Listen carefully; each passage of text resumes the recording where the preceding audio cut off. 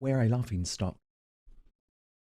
Slippery Starmer said he was going to smash the gangs, which was always a lie. He has no idea how to even start doing that. And with the Rwanda deterrent removed, the invasion of the channel continues at pace. But these criminal scumbags, raping your daughters, stabbing your sons, and planning terrorist attacks, are taunting us now. Nigel Farage warned the authorities about this Madapassa, an Afghan migrant with an AK-47 tattooed on his face who fled Sweden, where he's alleged to have committed crimes to get here via France and Germany. On his face, a tattoo that looks like a Kalashnikov. I would suggest to you that's a pretty aggressive symbol, not the kind of tattoo that most people get. Now you'll notice that the flag at the top of this social media clip that he's posted has France, where he is now, and there's a Union Jack. That tells you where he wants to get to. So they're in a camp in northern France, partying like crazy, in very high spirits. And basically, this is going out on social media. He's telling the world he's about to attempt an illegal crossing of the English Channel, and it's party time. And now he's claimed to actually have arrived on British shores. Do you think the authorities are doing anything to protect Farage after direct threats to his life from Madapassa? Like hell they are. Instead, he continues to taunt the Reform UK leader via TikTok. No, my dicker. There's my crater. I don't wanna you think I'm danger gone. I'm rapper Madapassa. I have tattoo. You must know why I mean this tattoo. Does not mean ta ta ta ta. Oh yeah, really unthreatening. That buffoon then used a translate tool to provide a direct message to Farage, insisting he shut up. Here's what I can play you that won't see me banned. Hi Nigel, you don't know who I am. I know that someone has given you the wrong information about me, that I am dangerous and that I am on my way to England. But that is not true.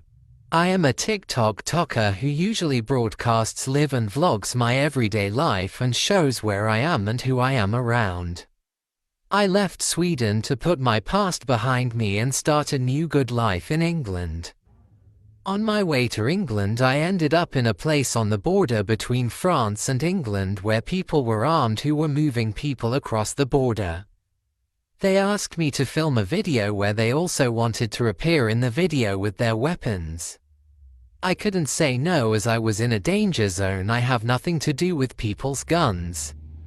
Don't spread wrong info about me. I am in England and would be happy to meet you if you want so you can see me in real life and explain to you who I am. The person who has given you the wrong information about me is my enemy and wants to smear my name as he has previously done in Sweden. Now the MSM is ignoring this story completely. It's willful blindness. People like that are being imported into our country on a daily basis by the hundreds, if not thousands. And story selection, let me tell you from having spent 20 years in that mainstream cesspit, is everything. But what have Sly News been focused on? Tracking down the UK's non-existent so-called far right. So it was mortifying for them, very delightful for us, when they discovered that the social media activity following last year's Southport massacre had come from, and I could have told them this. I could have told them this. It came from overseas. Sky News has, for the first time, uncovered and mapped the networks on Telegram, the encrypted messaging app where the flames were fanned and the riots were organised. We've been working with Pros, an open-source intelligence startup which has a deep penetration of far-right and conspiracist networks on Telegram to find out who is behind the messaging. One interesting thing we can see here, especially considering this is the first day, is that the source of most of the information that people are talking about on Telegram isn't British English language communities.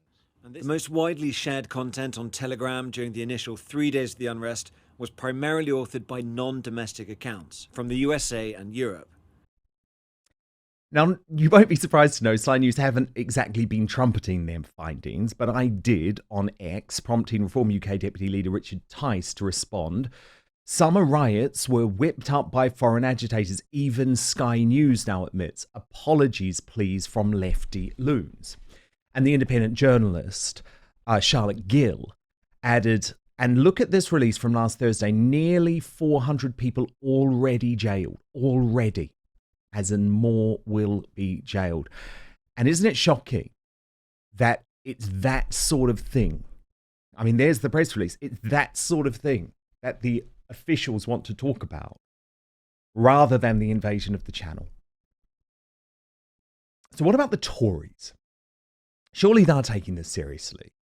Well, I mean, at least Robert Jenrick is, which is why I believe he'll end up winning. But the establishment favourite, who today won the backing of Michael Gove's ex-wife Sarah Vine, isn't even contemplating leaving the ECHR. Yet Kemi Badenoch is suggesting that if she fails to win this leadership contest, the Tories will be killed off forever. No, Ms. Badenoch.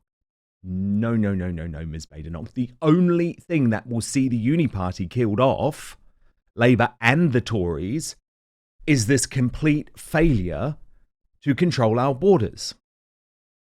Oh, and by the way, in the midst of all this madness, Tutir Keir still hasn't realised he's actually now Prime Minister. By providing multi-year funding settlements. But ultimately, we have to grow our economy, and I'm surprised the Prime Minister didn't welcome the £63 billion of investment that we were able to announce on Monday. Leader of the Liberal Democrats. God help us. That's the perfect moment to bring in Father Calvin Robinson.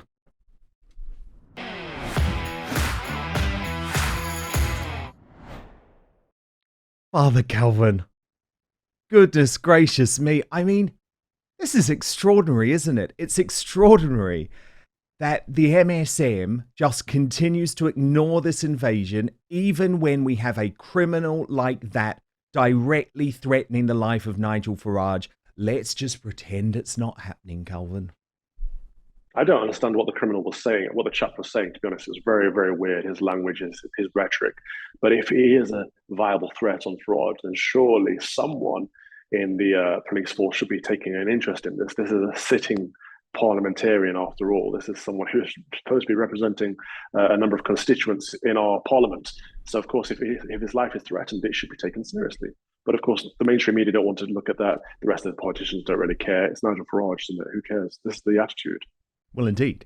And let's talk about what they're actually doing, Calvin. So here's Kate McCann, the mainstream journalist, reporting that the Home Office has put calls out to asylum hotel providers looking for more space after a spike in illegal channel crossings. Labour promised to end the use of hotels, but they're now looking for more capacity, which could mean, Calvin, reopening hotels which have closed or looking at new hotels. So this was just all talk.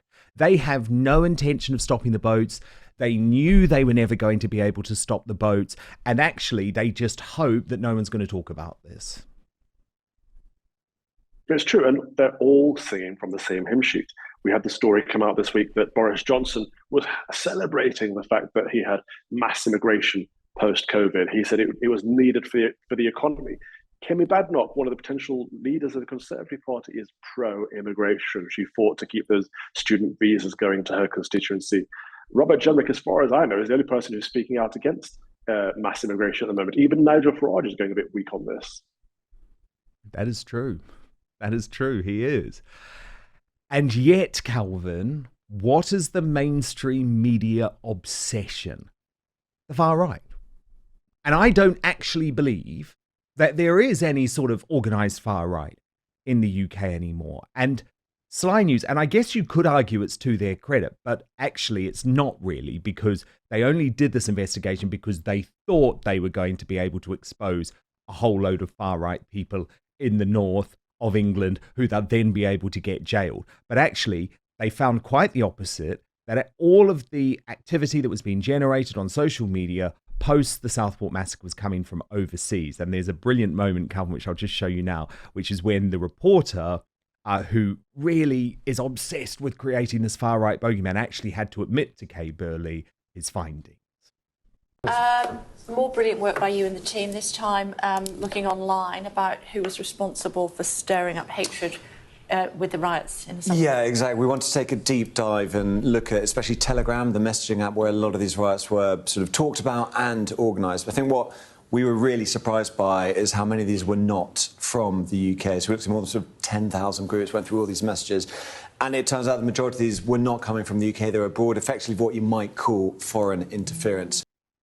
Calvin, we knew this, and what was so obvious is that the folk in the wake of the Southport massacre who were out on the streets and who were posting maybe some inappropriate comments on Facebook and X, they were ordinary Brits who are just so fed up, so angry. We saw, Calvin, most of them had no prior criminal records. But first, everyday subtle changes occur in our bodies, often going unnoticed.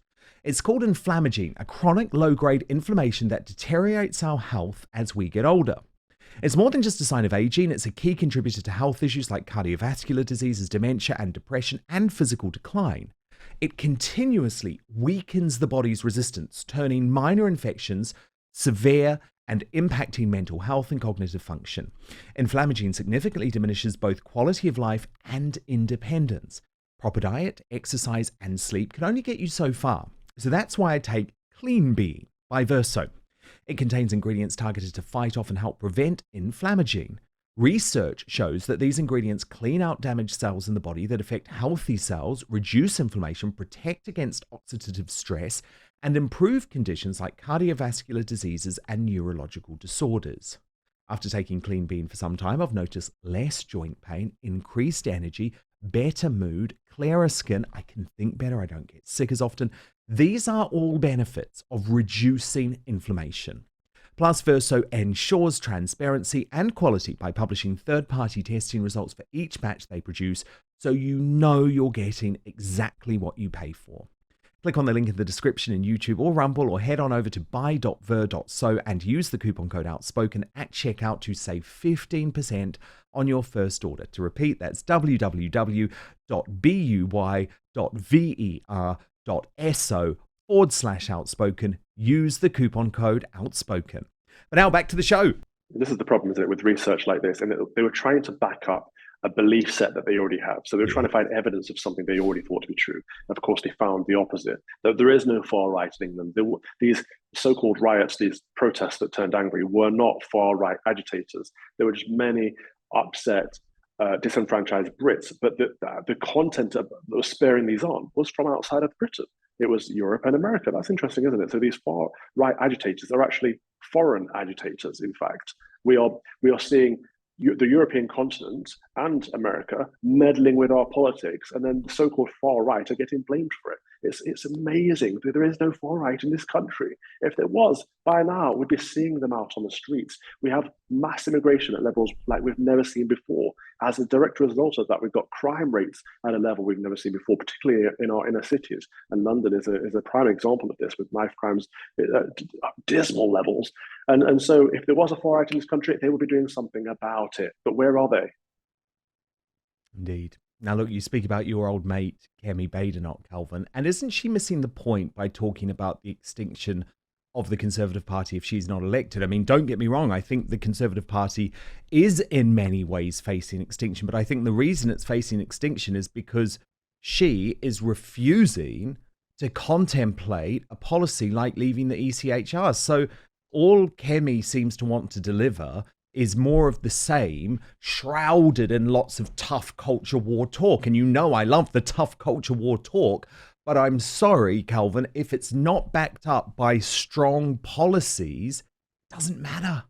Because we've heard all of that talk from the Conservative Party, and we've seen that in government, they don't actually do anything about it. Right, but where Kemi is strong is she is willing to address these cultural issues. Most other Tories are not willing to address the cultural wars. They see it as beneath them. So I'd give her credit where it's due there.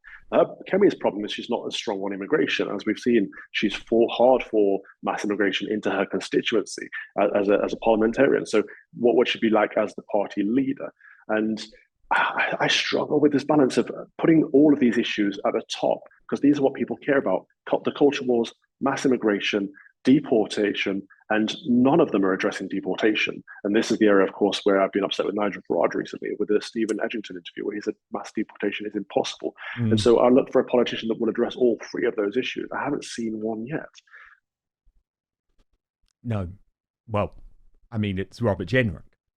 And that's why I think, Calvin, he will win. I mean, what's interesting to me is you have all the establishment, all the mainstream media saying Kemi Badenoch is going to win this. The Tory members love her. Look, I'm prepared to be proven wrong, Calvin, but I think you know I've had a very good relationship with Conservative Party members now for a number of years.